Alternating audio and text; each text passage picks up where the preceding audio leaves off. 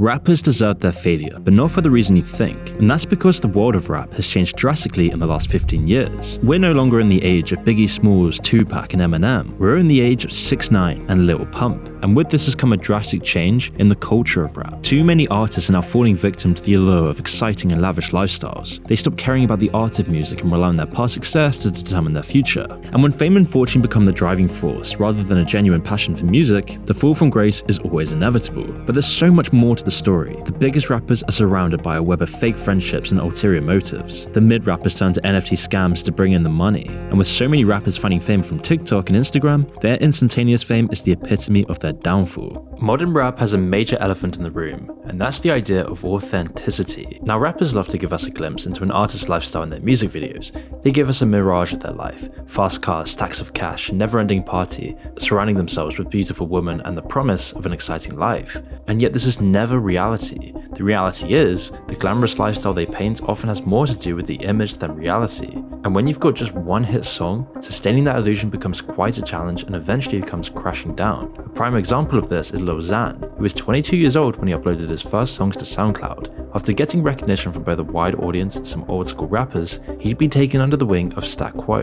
In 2017, Lil Xan released a single called Betrayed. It quickly became Lil Xan's breakthrough moment, gaining momentum until peaking at 64 on the Billboard 100, just a couple months after its release. People loved the song because of its relatable, deep lyrics and its catchy melody. The song was then certified platinum, a huge achievement for any artist. And since the single did so well, Lil Xan rushed to get his debut album, Total Xanarchy, out. But this time, it didn't work out as planned. You see, according to Lil Xan, his manager made all the decisions for him. He couldn't even choose which songs would be on the album. And as you may have guessed, the album didn't live up to the hype of his hit song. While Betrayed had over 184 million views on YouTube, almost all the other songs would barely scratch 50 million views. Obviously still very impressive, but Lil Xan still wasn't happy with the reception, and critics weren't impressed either, with YouTubers like The Needle Drop saying, "Total Xanarchy is way too drugged to even be dumb fun," with the album receiving bad reviews left, right, and center, and all the messages in the song seeming to fail. Okay, you just got through talking about Xans don't do nothing for you, okay?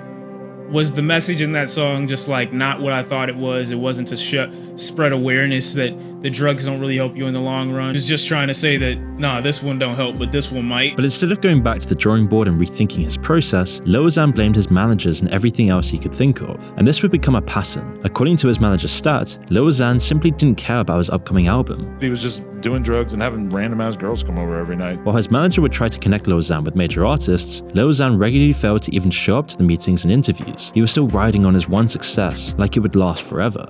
And while skipping out on interviews and important events that he could have used to grow as an artist, he would instead spend his time taking home women, doing drugs, and generally living on borrowed time. A common theme with many modern rappers. According to Lil Xan, he bought 3 separate Los Angeles apartments as well as $130,000 Mercedes-Benz G-Wagon. All the while, his popularity and recognition was fading as he continued to neglect his career. But what made it much worse was that most of it was bought on credit, meaning he hadn't actually earned the money yet, and the walls were closing in around him. And without a hit album, it was all gonna collapse. His artificial luxury lifestyle, used to gain more clout and bolster his public image, was all on borrowed credit. He would continue down this path, wasting more and more time trying to transition to just being an internet celebrity instead of a rapper, constantly filming on Instagram and Twitter all the mundane parts of his life, trying to connect with his audience. But without any good new music or anything meaningful to say, it didn't work out too well. But also a lot of his failing could be blamed on his addiction issues. On social media, he was vocal about mental health, addiction, and personal struggles, but instead of turning that suffering into art like other artists would, he rested on fading laurels. What audience he did have left was powerless, watching as his mental health declined. And while the G-Wagon was a prized possession for Lil Xan, he'd post a video of how he had a manic episode and keyed his car out of frustration.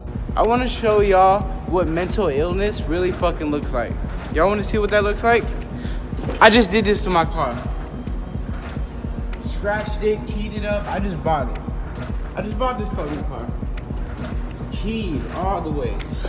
Lil Xan also spoke about how he threw his skateboard at his TV, and the list just goes on. I'm going through so much shit. I just found out my dad. I just found out my dad is a fucking crackhead. No, stop. I just found out my dad is a fucking crackhead. Yo, stat. Yo, look, they're really trying to take me off live right now.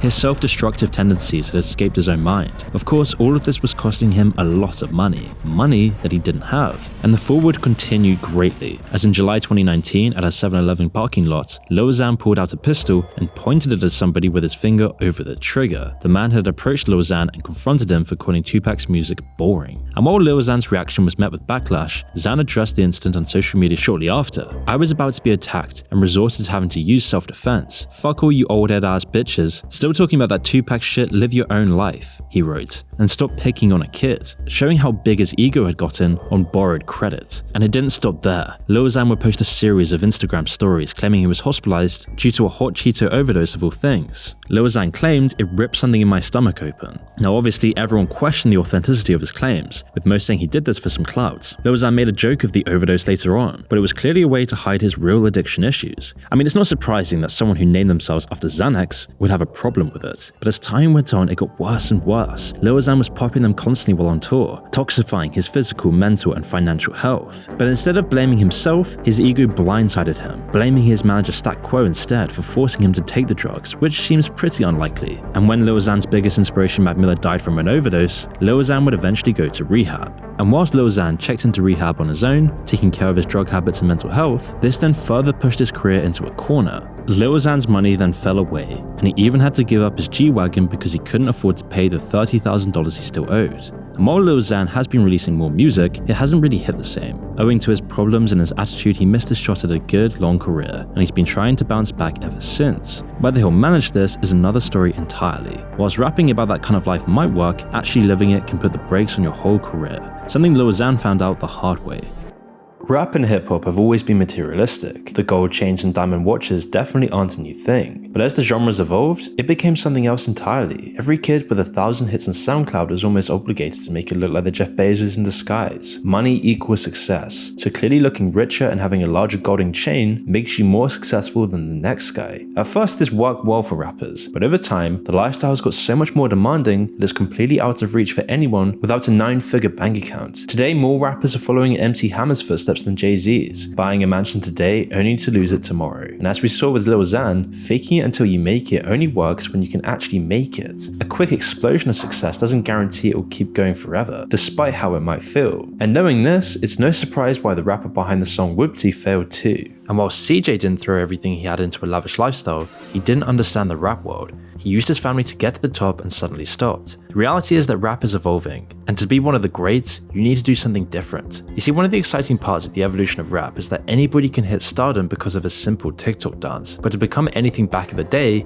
you had to make your name known, and the only way people would listen to your music is by word of mouth, not a random app. So those who made it big had a loyal fanbase, but it wasn't always easy to gain the loyal fanbase. But these days, people are sitting around waiting for a rapper they barely know to drop an album. And in order to do that today, you have to grind. But then you get rappers like CJ, when nothing about what he did as a rapper was a grind. You see, CJ's rise to fame in early 2021 with his hit track Whoopty was nothing short of meteoric. The song quickly became an anthem, and CJ's gritty lyrics and energetic flow brought him to the forefront of the rap scene. But while his rise to fame came overnight, his decline did too. CJ was a Staten Island native, who was a nobody, at least from the rap world's perspective. CJ started making music when he was about 9 years old, and he would record and upload songs to YouTube and SoundCloud at the age of 14. While his passion for music wasn't something he made a career out of, CJ was lucky enough to have some big connections in the industry. CJ's uncle and manager James Cruz is a well-established executive in the music business, with a track record of working with major artists and record labels. James Cruz played a significant role in the careers of artists like Diddy, 50 Cent, Nicki Minaj, French Montana, and Rick Ross. James Cruz was well connected, and his nephew wanted to become an artist, so he was happy to take CJ under his wing and help him start up a solid career. So while the song Whoopty felt like it came out of nowhere, CJ's fame wasn't out of pure luck. Before creating the song that made him famous, CJ's music was primarily in the hip-hop and rap field. Using connections with his uncle, CJ even had a song called Pop which featured 6ix9ine. Just like all his other songs until this point, it didn't gain much traction. But eventually when he released the song Whoopty, inspired by the success of other New York drill artists, his life would take a drastic turn. And that's when CJ would give drill rap a shot. Not only did he have a voice for it, but he also grew up in the same place as Pop Smoke, making it easy for CJ to grab some attention. That coupled with Pop Pop Smoke's unfortunate murder meant there was a gap in the field, so CJ embraced the drill style and created a track with an infectious beat and catchy hook. The song gained massive popularity through a viral TikTok dance challenge and received a significant co-sign from Cardi B, a prominent New York rapper. These factors combined with radio play and DJ support propelled Whoopty to become an anthem on the streets and airwaves. Everything was looking up, and by 2021, CJ signed his first record deal using his uncle's connections to Warner Records, one of the biggest record labels about, giving CJ the opportunity to market the song the right way, and slowly the listeners came in,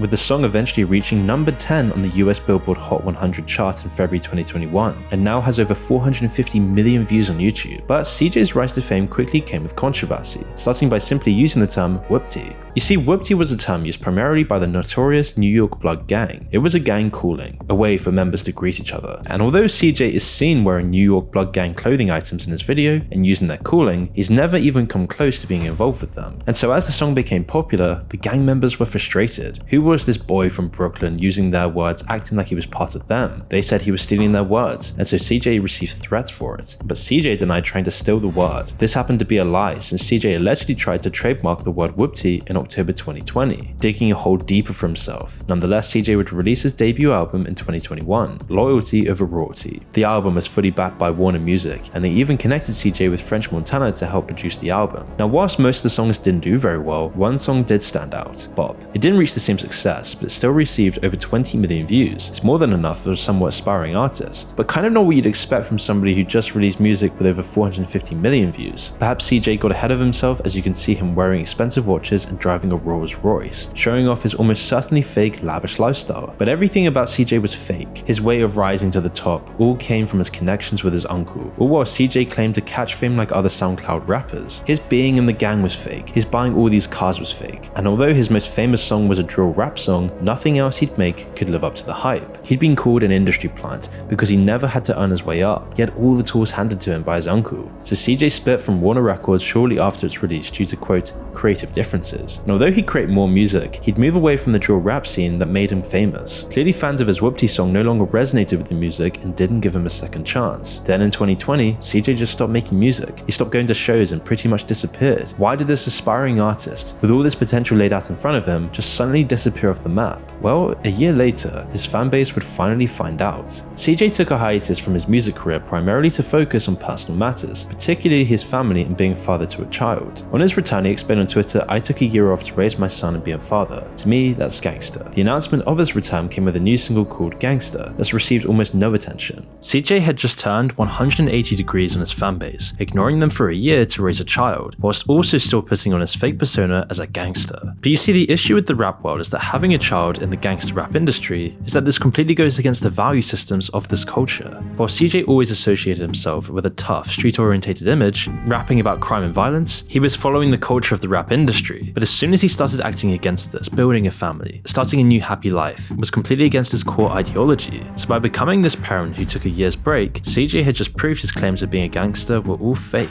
And so his public perception as a hardcore streetwise figure was destroyed, as many of his fans were attracted to the artist's rebellious and edgy persona. And so seeing them as a responsible, loving parent doesn't really align with their expectations of the rap industry. And this could be seen by CJ's fans' reactions on social media. And that's why CJ's song Gangster received almost no attention. After 4 months, the song has less than 300,000 views. In a fast-paced and competitive industry, you need to do a lot of things to keep the fans from fading. You have to be constantly active, maintain an image, and you need to keep the music coming. And CJ failed in all of these areas, and his career as a rapper was failing too, because the value system of the rap industry is completely against that of having a family. But it wasn't just this. Back in the day when a rapper rose to fame, he had to earn his way there, and CJ simply didn't take those steps. But what was possibly more detrimental to his career was that CJ lacked respect. And this can also be said about Lil Pump, who has a song with over 1 billion views on YouTube, yet has no relevance in 2023. Lil Pump's rise to fame came out of nowhere. He burst onto the music scene in 2016 with the song Elementary, and quickly became a leading figure in the SoundCloud rap movement. Although his career basically started by sitting on the back of Smoke Pup's career, he captured many of Smoke Pup's listeners as the wild dude in his songs and videos. In fact, from the moment he started making videos, Lil Pump put on an edgy persona and carefree image. This clearly resonated with fans who were drawn to his nonchalant, pump it up attitude. And despite not having much experience in the game, Lil Pump's music music garnered millions of listeners. He started going to different shows and made some more collaborations. These played a significant role in his rise to fame. His work with artists like Smoke Pop and XXXTentacion helped expand his reach and solidify his presence in the music scene. But a real turning point came with Gucci Gang. This track became a sensation, spreading like wildfire. Its repetitiveness and addictive nature made it a cultural phenomenon, and Lil Pump was suddenly a household name. Beyond the music, Lil Pump's unique image, complete with vibrant dreads and face tattoos, made him stand out. He had some more hits alongside Gucci Gang, like D-Rose and Boss, all of which went viral on SoundCloud, YouTube and TikTok. But something Lil Pump loved to do was be extravagant on camera. In live streams, he'd throw a TV into the pool, wreck hotel rooms, do drugs and get wasted. And while this character was unconventional, it's what his fans loved. And with so much hype and fame, Lil Pump signed a deal with Warner Records. This was all before he was even 17 years old. But taking on the persona of the bad boy who did what he wanted and when he wanted, led him to make headlines for all the wrong reasons. In February 2018, Lil Pump was arrested for discharging a weapon and firing it without a cause. According to Lil Pump at the time,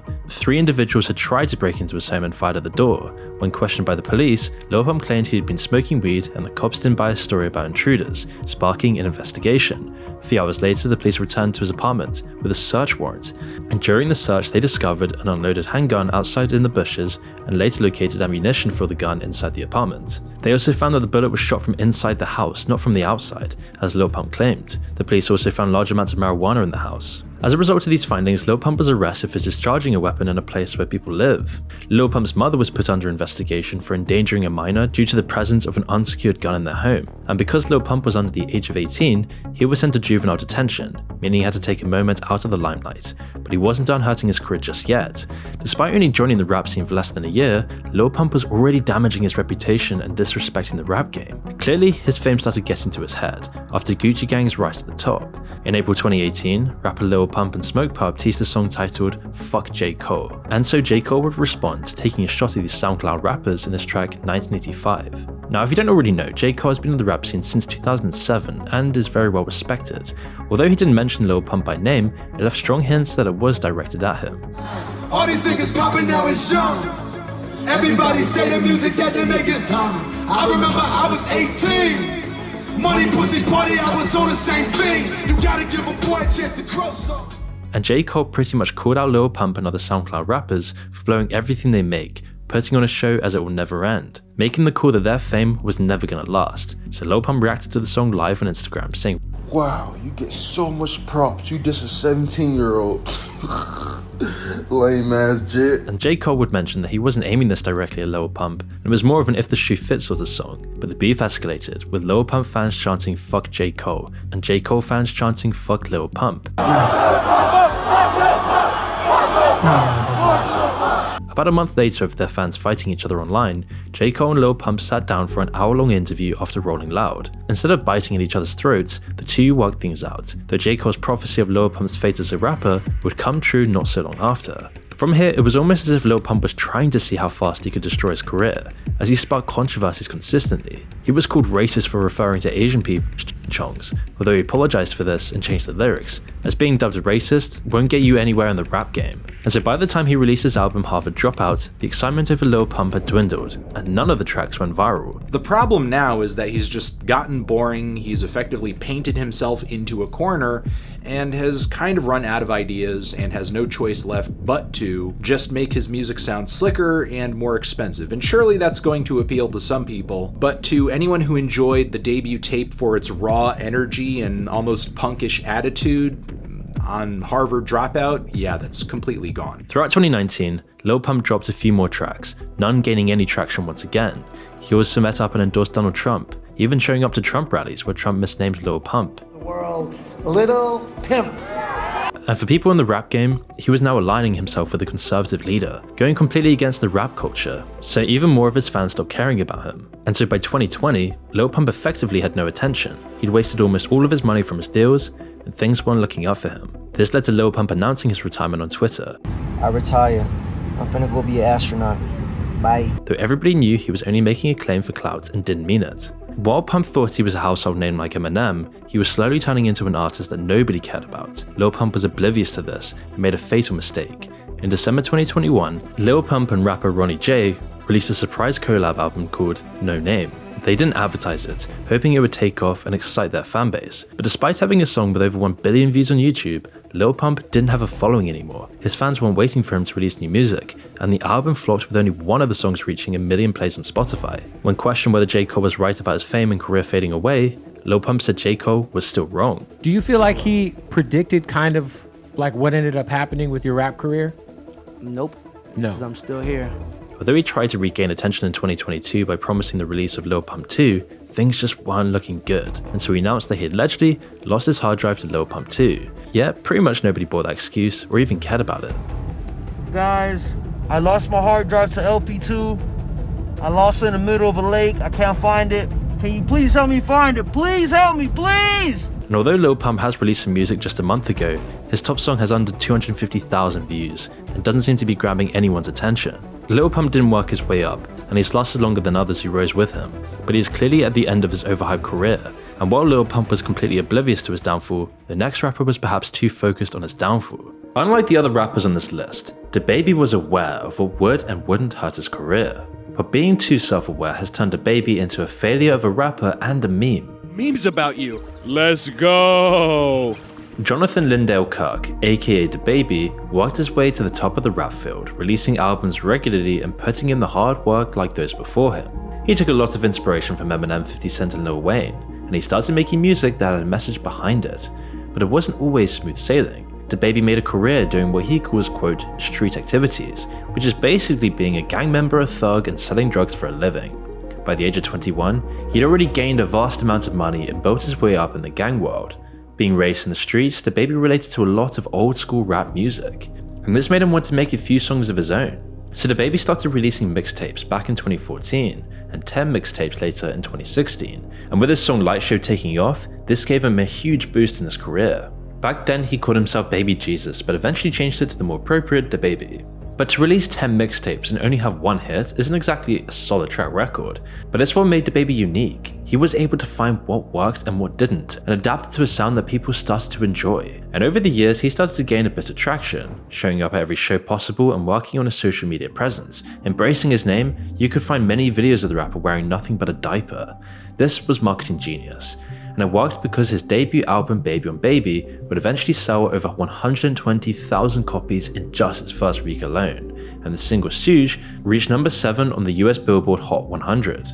A year later he released Rockstar, which spent 7 weeks sitting at number 1 on the Billboard Hot 100, and for a moment in his career, he was the most streamed artist on Spotify. Needless to say, this was monumental success, and over the years, DaBaby would become a decorated rapper with a long list of awards and Grammy nominees. But along with the success, there were many controversies pushing DaBaby off the edge of the modern rap world. Notably in November 2019, while DaBaby was shopping at Walmart, 2 men approached and started aggravating DaBaby. Now what actually went down in the moment is a bit complicated, but a few moments later, and DaBaby would pull out a pistol and shoot one of the men in the gut. The man bled out and died that evening. But interestingly enough, this didn't set his career back that much. In fact, this happened shortly before the height of his career as a rapper, probably because shooting people and being a ruthless murderer is what the rap world's all about. That's the culture, and people like the authentic aggressive style behind it. But this wouldn't be his only criminal incident. In May 2020, DaBaby was arrested for robbery, but this time it wasn't cool. A multi-millionaire beat up and robbed a concert promoter in Miami, because apparently the promoter shorted DaBaby of $10,000, and so DaBaby stole his money, a valuable camera, and other belongings. All of this was captured on camera, and as a result, DaBaby was detained and subsequently questioned by the police.